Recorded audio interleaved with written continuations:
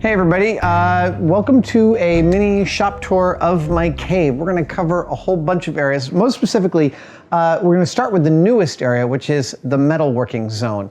I had some new shop assistants earlier this year, and they did a fantastic job at building a new platform and having some tables plasma cut for me so that I could actually work on metal without setting unintentional stuff on fire. Let's just put it that way.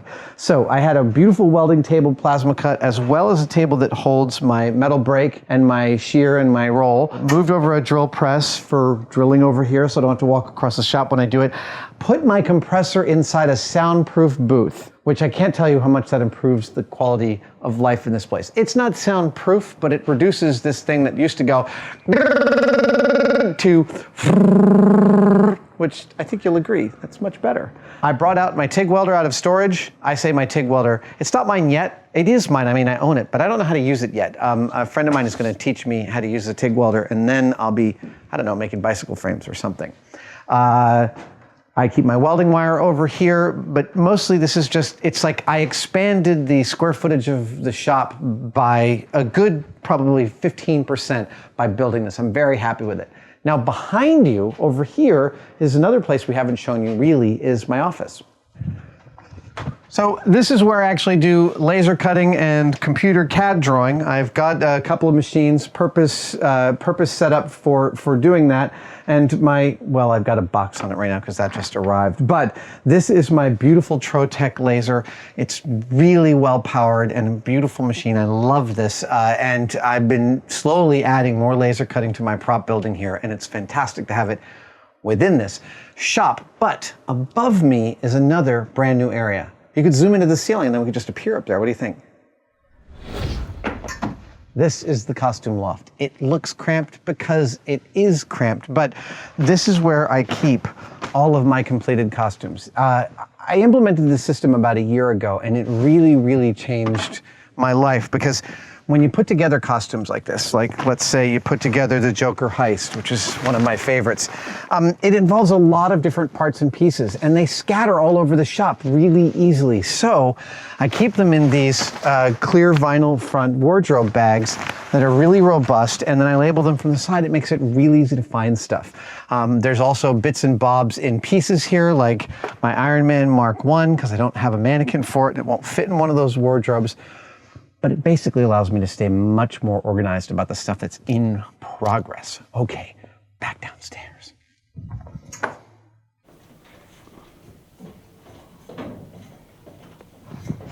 All right, over this way. Now, these are my display cabinets. What you might not know about them is they are as inexpensive as you could possibly do a wall of display cabinets. In fact, these are all IKEA Billy bookcases. Seriously, you can buy custom shelves, not custom shelves, you can buy Billy glass shelves for the bookcases, you can buy Billy glass doors for the bookcases, and then online you can buy these LED strip lights for about $1 a foot. Don't go to the hardware store where they charge 10 bucks a foot. You don't need to, because on the internet it's $1 a foot. And you can power these with 12-volt power supplies like I did. Oh, and I put some foam board against the background so I can both pin things there, but also the white shows up my props better. It is, bar none, the least expensive way to display things behind a glass shelf. And I'm in love with this. Some of these shelves are complete and like art directed. Some of them are super, super messy. Here is one of the most complete ones, is the Bourne identity shelf. These are all of the components that were found in Jason Bourne's red bag in the first Bourne film, including a copy of his watch, rubber gun that actually Matt Damon actually used in the film. Listen to that. It squeaks. It's like a water pistol, and he was running with it. Here is 3D printed stuff. This is an incredible artifact. This is an actual piece. No, it's not Jamie Heinemann's mustache. This is actually a piece of yak hair from Chewbacca, from the original Chewbacca. This is Wookiee hair. Yeah, seriously. And I didn't have to scalp a Wookiee like Boba Fett did to get it on my belt. We have gloves and gauntlets. Again, see how some of this is clean and some of this is messy, including my very, very beautiful and amazing ring wraith gauntlets from Comic-Con a couple of years ago. They move so gorgeously. All my different space gloves from Apollo and NASA. This is a recent acquisition. This is a Wicca's hand from District 9. Oh, I'm not going to shoot that prawn. I'm not going to shoot that prawn. Most upsetting scene ever. This is one of my favorite possessions, something I bought early in my Mythbusters tenure. It's an ejection seat from an A7 Corsair Royal Air Force plane, and it's actually complete. It has its parachute. It actually has a complete survival kit under the seat like they do. I didn't know this before I had this. When you eject out of a plane, your survival kit comes with you. It hangs below you by about probably 5 or 10 meters so that it doesn't get in your way.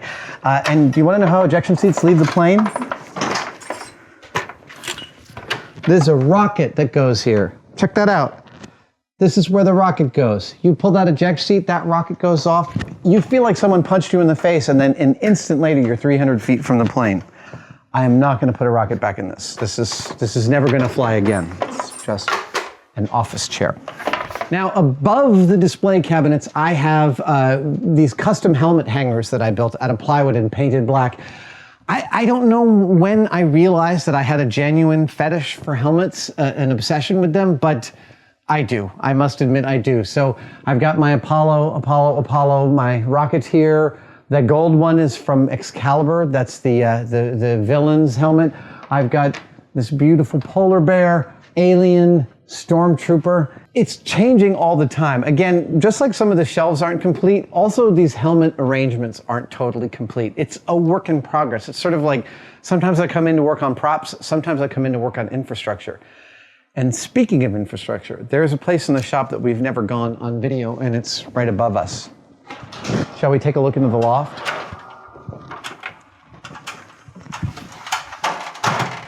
Come on. This is the loft, and you got to watch your head up here because, as you can see, it's not for the tall.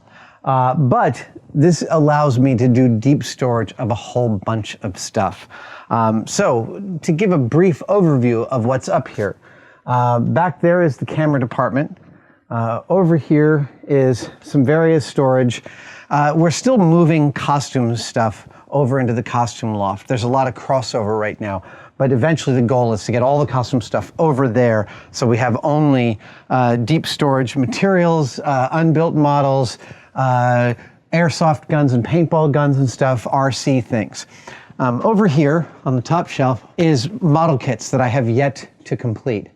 That is lots of long-term projects here. When I find model kits that are hard to obtain, like this beautiful, beautiful Kane robot from RoboCop 2, well, I get it with the plan to make it, but never know when I'm going to find the time. So it goes up here, and the goal is to have everything so that there's nothing behind anything. That I can come up here and find everything because it's not being hidden by anything else.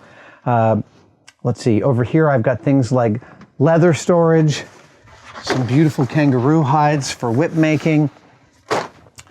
I've got some aerosol smoke. Oh, wow.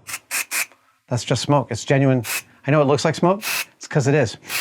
It's what it's made for.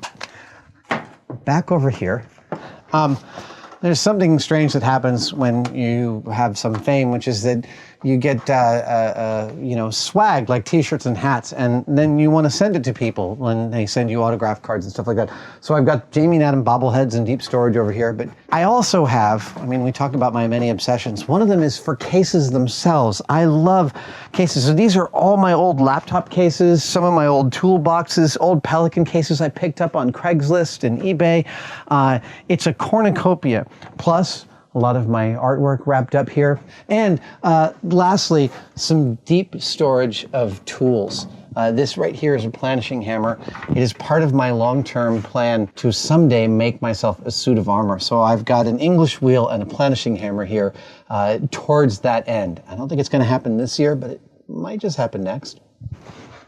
So that is the loft, my deep storage that allows me to keep the downstairs relatively clean. Let's go back downstairs. So out of the display area and into the shop area, the entrance to the shop area are two of my rolling carts, and I really love these things. They are always works in progress. They're fully mobile, they roll, and this one on the left houses my drill bits.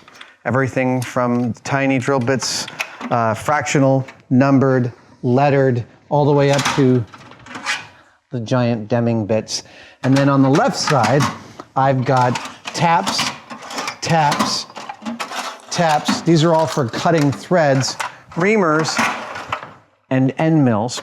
And then on top of these are all of my frequent use tools. Now, I've talked about this with Toolboxes, that I prize a method of organization which I call first order retrievability, that I don't have to move anything out of the way to get to anything else. And on top of this are all my frequent use items. And it's being added to all the time as I kind of understand more about the way I like to work things. I have these beautiful little machinist clamps called Can't Twist. These are some of my favorite clamps in the world. They allow you tremendous amounts of freedom at holding work to each other and to your work surfaces. I've got transfer punches. I've got short taps, long taps. I've got my Allen wrenches. And then over here, Forstner bits. I use these hole bits, hole drilling bits. They're called Forstner bits. They're for drilling holes. I use these constantly, and I have ever since I discovered them when I was like 23. Machinist squares, scribes, unibits. I swear, if you don't have a unibit in your toolkit, get one and then write me and thank me, because these things are amazing. Countersink bits, and even down to the little teeny weeny Allen wrenches, because you'd be surprised how often these come up and are necessary. Again, like I said, I add to this stack all the time, and I love that they're on wheels, because if there was an apocalypse and I had to load these into a truck, well, I could. Let's move along. I've got my cordless tool area over here with the chargers, oils, greases, lubricants, sanding. This whole shelf is for sanding and polishing, grinding, my beautiful variable speed drill press, and then two of the most important tools in the shop. Everybody ends up with their various methods that they utilize time and again, and for me, sanding is just one of the most important parts of model making. So I have this giant 16-inch, 220-volt, three-phase disc sander, 16-inch. They've had one of these in every professional shop I've ever worked in, and it is an absolute indispensable tool. You can feed 2x4s into this and it'll just suck them up and turn them into sawdust. And then alongside it, I've got this, which is effectively a knife maker's belt sander. It has a couple of features which make it really unique, and the artist Tom Sachs, my friend, told me about this, and as soon as I heard about it, I went to get it. One is that it actually can go from straight upright to horizontal, so you get all these positions in between. Two is that along the top of this, you have 1, 2, 3, 4, 5 different radii that you can sand in. And that gives you a lot of freedom for being able to sand the insides of things. Plus, it's incredibly easy to change out the blades. You simply pull the belt off and replace it with another one up here, coarse, fine. The switch out makes it really, really fast and efficient to work. Next to it is my big metal bandsaw. That doesn't get used a lot, but it's a critical tool for cutting large pieces of thick steel. And for the finer work is this bandsaw, which is maybe one of my oldest power tools here. I traded a stuffed iguana and a gold watch to a crazy Russian named Sasha for this bandsaw back in 1991, and I have never regretted the trade. I love this thing. It's ancient.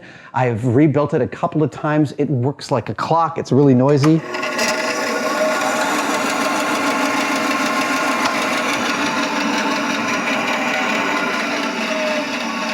This tool has been in every shop I've had since I've moved to San Francisco 25 years ago. Over here. The toolboxes. This is an ongoing process too. I have them all labeled with stuff that I've got in them, but slowly I'm starting to move stuff out of the toolboxes to be more first order retrievable. And the next thing that might move are things like nippers and needle nose pliers. I've got drawers full of them, but I use them so frequently that I was actually toying around with the idea of making a tower of nothing but pliers, nippers, needle nose pliers, channel logs, vice grips, everything, so that I had it all at my disposal somewhere in the shop. But for right now, they live in drawers. I've got, oh, you should see this. You know how you have like screw bits and driver bits, and sometimes like on something like a Leatherman, you've got a hexalobe tamper-proof Torx bit? Well, I've got bits for everything here. Every time I come across one that I haven't seen before, I add it to the collection.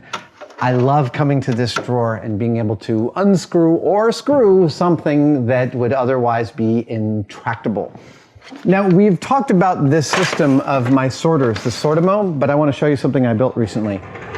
Because I'm always pulling the Sortimo out and I need some bench space for it, I decided to build a portable Sortimo holder so that when I need electronics, I'm not just going to pull out the box and pull out a single part.